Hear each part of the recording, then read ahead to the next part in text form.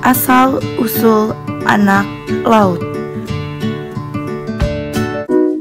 Orang suku laut datang ke Kepulauan Riau sekitar tahun 2500 hingga 1500 sebelum Masehi. Sebagai bangsa Proto-Melayu atau disebut dengan Melayu Tua, dan menyebar ke Sumatera melalui Semenanjung Malaka. Pasca 1500 sebelum Masehi, terjadi arus besar migrasi bangsa Deutero Melayu yang mengakibatkan terdesaknya bangsa Proto-Melayu ke wilayah pantai. Kelompok yang terdesak inilah yang kini dikenal sebagai orang suku laut. Ketika tanah Melayu diperintah oleh Kesultanan Riau Lingga sekitar abad ke-18, orang suku laut dilukiskan sebagai sekumpulan kelompok suku bangsa atau klan yang dibedakan berdasarkan teritori domisili mereka.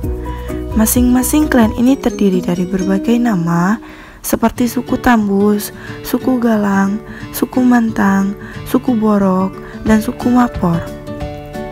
Konon, ketika para klan itu bersatu, mereka disebut sebagai orang kerahan yang mengabdi kepada sultan untuk menjaga wilayah perairan kesultanan, berperang, serta menyediakan kebutuhan laut bagi sultanan. Selain suplai kebutuhan kerabat sultan, komoditas laut ini juga merupakan produk ekspor utama, terutama negeri Cina sebagai importir utamanya. Dari hubungan historis yang demikian, orang suku laut saat ini memandang orang Melayu adalah kaum aristokrat dan pedagang. Dan suku laut ini terbentuk dari 5 periode kekuasaan, yakni masa batin atau biasa yang disebut sebagai kepala klan, Kesultanan Malaka, Johor, dan Riau Lingga. Belanda pada tahun 1911 hingga 1942.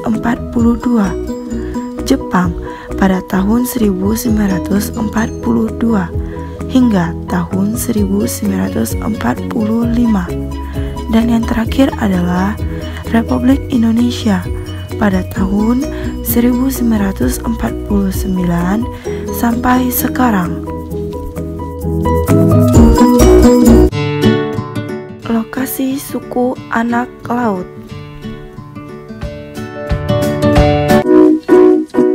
Indonesia memiliki 300 kelompok etnik atau suku bangsa, tepatnya 1340 suku bangsa dan 34 provinsi. Walaupun Indonesia memiliki beragam etnik dan provinsi, Kepulauan Riau, tepatnya Pulau Batam dan Bangka Belitunglah yang memiliki penduduk suku anak laut.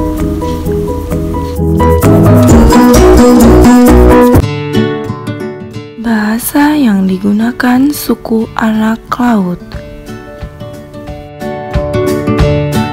Orang-orang suku laut menganggap bahwa diri mereka adalah Melayu asli. Mereka pun menjaga betul garis keturunannya. Suku laut yang kita lihat berada pada wilayah pesisir Kepulauan Riau, bersinggungan dengan daerah Melayu, membuat suku laut sendiri dipengaruhi kuat oleh bahasa Melayu.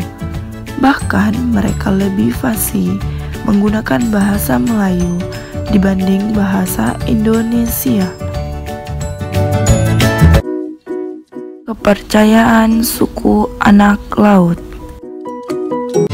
Kepercayaan suku laut dipengaruhi oleh kebudayaan Melayu dan pengaruh ajaran Islam yang menyebar lewat lautan dan perdagangan. Sistem kepercayaan yang dianut oleh suku laut sendiri masih kepercayaan animisme, meskipun sebagian yang lain memeluk agama Islam, dan itu pun masih bercampur dengan kepercayaan nenek moyang. Makanan khas suku anak laut.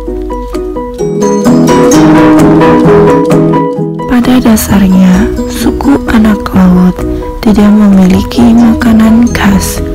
Mereka memanfaatkan sumber daya alam yang berasal dari laut untuk makanan mereka sehari-hari. Kesenian suku anak laut. Masyarakat Bangka Belitung mengenal campak dalong sebagai sampan gelang, yang berarti kesenian tradisional yang dimainkan oleh suku Sawang, suku laut Bangka Belitung. Kesenian ini dipercaya sudah ada sejak 1010 Masehi dan dibawa oleh leluhur Otang laut dari Belitung ke Pulau Lepar. Campak dalong dimainkan dengan diiringi 3 gendang, yaitu gendang nganak, gendang tengah, dan gendang enduk atau induk. Selain itu juga diiringi oleh 1 gong, 1 orang penyanyi, dan kadang juga disertai beberapa penari. Lagu-lagu yang dimainkan dalam campak dalong antara lain: 1. Deker atau nyanyian untuk memanggil roh leluhur dalam ritual Mongjong. 2. Loncong atau nyanyian untuk mengantar jenazah suku Sawang ke daratan. 3. Daek lagu penghibur bagi suku Sawang. 4. Dalong sebagai lagu pemberi semangat suku Sawang saat melaut. Dan yang terakhir adalah Gajah Manunggang, lagu yang menceritakan tentang kekuatan penguasa laut lebih besar dibanding penguasa darat. Mata pencaharian hidup suku anak laut. Sebagian besar mata pencaharian masyarakat suku laut adalah nelayan. Hampir semua orang di suku laut melakukan aktivitas yang berkaitan dengan laut. Bahkan kebiasaan warga suku laut adalah memancing. Warga suku laut mempercayai bahwa memancing pada tengah malam akan mendapatkan ikan lebih mudah.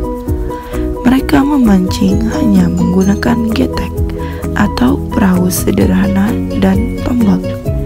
Jika mereka tidak mendapatkan ikan, mereka tidak boleh pulang dan terpaksa harus tidur dalam getek.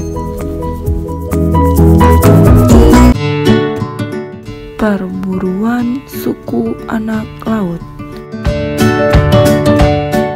Pada dasarnya, suku anak laut berburu hewan yang ada di lautan, misalnya ikan, udang, cumi, dan yang lain-lain.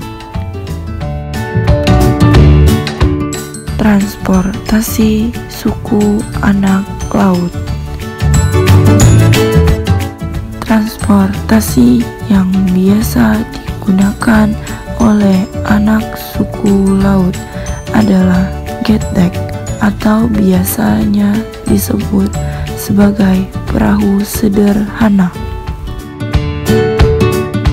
Rumah adat suku anak laut. Kajang adalah sebuah sampan kecil yang hanya berukuran 3 kali 1 meter. Di bagian atasnya diberi sirap atau atap dari daun kelapa dengan tinggi sekitar 75 cm. Pakaian suku anak laut. Warga suku laut memakai pakaian dari kain, tepatnya seperti sarung. Tapi ada bedanya perempuan dengan laki-laki. Kalau perempuan memakai kain atau sarung menutup dada sampai betis atau semata kaki seperti kemben, sedangkan laki-laki hanya menutup pinggang sampai menutup lutut. Sistem kekerabatan suku anak laut. Sistem kekerabatan terbagi menjadi 3, yaitu sistem kekerabatan patrilineal, matrilineal, dan bilateral. Anak laut merasa diri mereka sebagai orang Melayu. Suku laut menyungsung pola patrilineal atau garis keturunan ayah sebagai pola kekerabatan. Mereka hidup di lautan. Mereka lahir, kawin, dan mati di lautan.